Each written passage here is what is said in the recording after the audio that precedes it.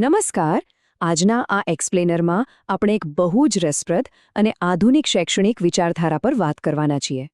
વર્ષોથી એવું મનાતું આવ્યું છે કે ભણાવવાની કોઈ એક ચોક્કસ રીત જ શ્રેષ્ઠ હોય છે, પણ આજે આપણે વર્ગખંડના આ જૂના નિયમોને તોડતી એક બહુપરિમાણીય વ્યૂહરચના વિશે ઊંડાણપૂર્વક ચર્ચા કરીશું, જેને ધ ઇલેક્ટ્રિક એપ્રોચ એટલે કે મિશ્રિત અભિગમ કહેવાય છે. એક વાત તો આપણે બધા જ માનીશું કે એક જ સાઇઝના કપડાં બધાને ફિટ ન આવે, ખરું ને? બસ આ જ નિયમ વર્ગખંડમાં પણ લાગુ પડે છે. કોઈ એક જ શૈલી કે પદ્ધતિથી દરેક વિદ્યાર્થીને નથી ભણાવી શકાતું. દરેક શીખનારની ગ્રહણ શક્તિ અલગ હોય છે, અને એટલે જ શિક્ષણને અસરકારક અને જીવંત બનાવવા માટે પદ્ધતિઓમાં બદલાવ લાવવો ખૂબ જ જરૂરી બની જાય છે. તો ચાલો ફટાફટ જોઈ લઈએ કે આજના આપણા આ વિશ્લેષણની રૂપરેખા શું રહેશે. સૌથી પહેલાં આપણે મિશ્રિત અભિગમની વ્યાખ્યા સમજીશું. ત્યારબાદ આ શિક્ષણ પદ્ધતિના ફાયદાઓ જોઈશું. પછી તેના ગેરફાયદાઓ અને શિક્ષકો સામે આવતા પડકારોની ચર્ચા કરીશું.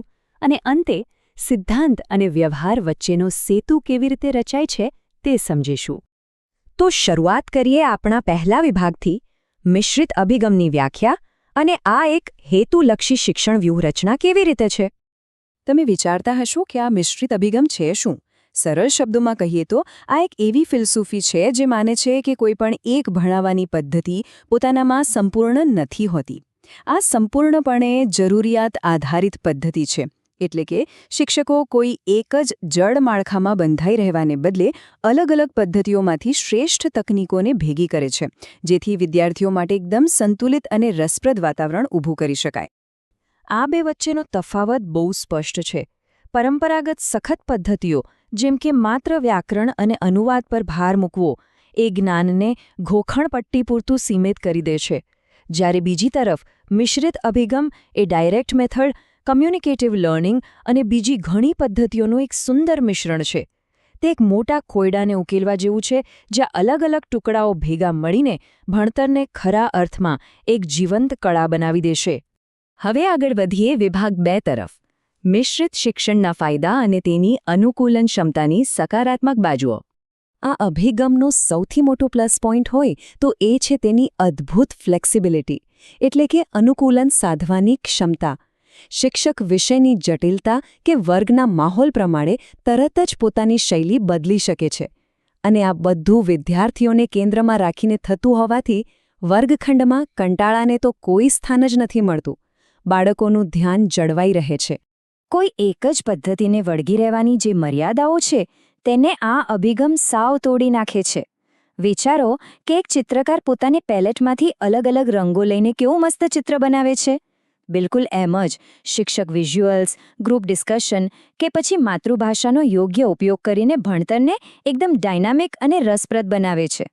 અને હા, અહીં સૌથી અગત્યની વાત એ છે કે આ માત્ર ચોપડિયા જ્ઞાન કે નિયમો ગોખવા પૂરતું સીમિત નથી. ખરી મજા તો ત્યારે છે જ્યારે શીખેલી વસ્તુઓ વાસ્તવિક દુનિયામાં કામ આવે, રાઈટ? એટલે જ આ અભિગમ ભાષાના સ્થાનિક અને રોજિંદા વ્યવહારિક ઉપયોગ પર સૌથી વધુ ભાર મૂકે છે. પણ ઊભા રહો, સિક્કાની બીજી બાજુ પણ છે. ચાલો જોઈએ વિભાગ 3. આ પદ્ધતિના ગેરફાયદા અને સુગમતા પાછળ છુપાયેલા શિક્ષકો માટેના પડકારો. આટલી બધી ફ્લેક્સિબિલિટી આમ જ નથી મળતી. તેની એક મોટી કિંમત ચૂકવવી પડે છે. આ પદ્ધતિ શિક્ષક માટે ખરેખર બહુ મોટો પડકાર બની શકે છે. કેમ? કારણ કે શિક્ષક પાસે અનેક શૈક્ષણિક સિદ્ધાંતોનું ઊંડું અને વિશાળ જ્ઞાન હોવું જરૂરી છે. એટલું જ નહીં, કઈ પદ્ધતિ ક્યારે વાપરવી, તે માટે મટીરિયલ પસંદ કરવું અને તૈયારી કરવી, એ બધું ખૂબ જ સમય અને માનસિક મહેનત માંગી લેતું કામ છે. અહીં એક બહુ જ સચોટ વાત કહેવાય છે કે જો શિક્ષક યોગ્ય રીતે પ્લાનિંગ ના કરે તો આખો ક્લાસ પ્રવૃત્તિઓનો એક ખીચડો બની શકે છે. હા, બિલકુલ ખીચડો. કઈ પદ્ધતિ ક્યારે વાપરવી તેનું સ્પષ્ટ આયોજન ન હોય તો વિદ્યાર્થીઓ ફાયદાના બદલે મૂંઝવણમાં મુકાઈ જાય છે અને ભણાવવાનો મૂળ હેતુ જ ક્યાંક ખોવાઈ જાય છે.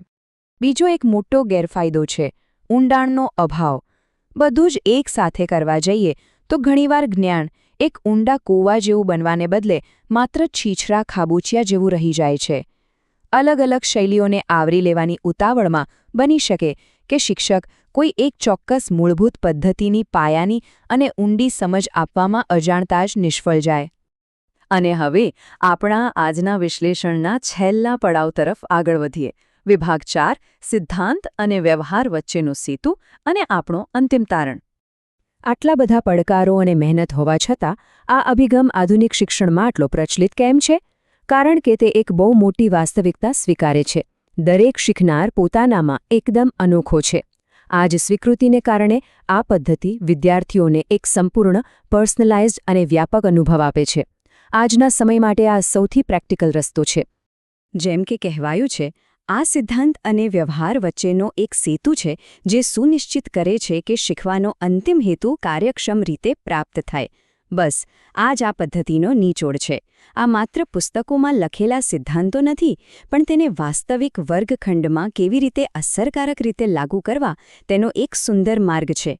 તો હવે આજના એક્સપ્લેનરના અંતે તમારા માટે એક વિચારવાલાયક પ્રશ્ન છે.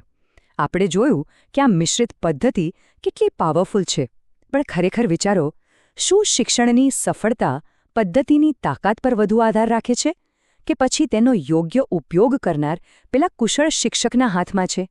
જરા વિચારજો આના પર. આજના આ એક્સપ્લેનરમાં મારી સાથે જોડાવા બદલ આભાર. નવું જાણતા રહો અને વિચારતા રહો.